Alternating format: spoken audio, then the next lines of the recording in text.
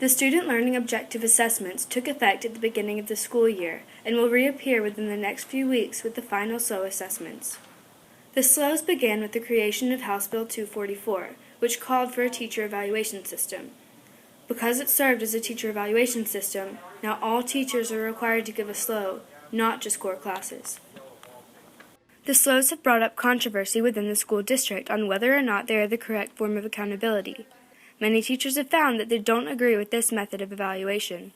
If I've studied for years American literature and British literature and comparative international literature, which I have, and if I have a graduate degree in language and literacy education, then I ought to be trusted as a professional to design effective assessments so that I know where my students are and whether they ought to pass my course or not.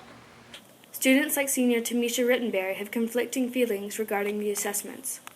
We always took a final, like the teacher make up their own final during test skills, and that's easy because the teacher, they know, like we talked about this, and they make sure, you know, when they make the test, that they know what's going to be on the test, so they train us well for that. I think with the SLO, the teachers, they know what's on the test, but sometimes they're a little like, this might be on the test, we don't know for sure. The SLOs are not the first to measure growth. The difference is in the evaluation system itself. 50% of the evaluation of teachers would be based on the SLO test score, and 70% for the principal. The growth seen in the students from the beginning of the year to the end determines the growth score the teacher receives. The questions you got may not be the same as Gwinnett, may not be the same as Valdosta, may not be the same as Savannah. However, where the score on that test will still be 50% each one of those teachers. It's going to be different. So the SLOs were really put in place to measure the growth of students so they could evaluate the teacher. My position is called single measure growth models don't measure growth. Because I give you a chemistry test in August and a chemistry test in April, one test, to me doesn't assess your ability to know key concepts. The difficulty teachers have found with being evaluated with the SLO assessments has questioned the accuracy of the growth measurements in students.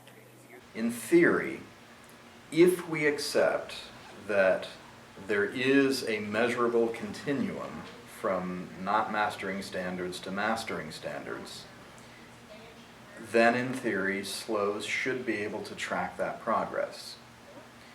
The trouble is that there is no such continuum.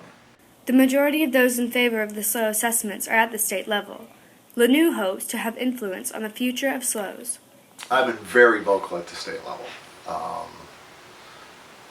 in opposition to this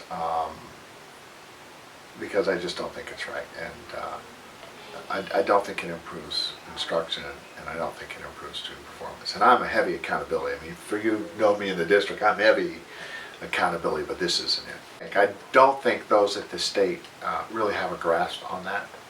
It's around the evaluation. You know, I kind of weigh in how much do you put in and how much do you get out. After all this is said and done, how much is it going to really improve instruction?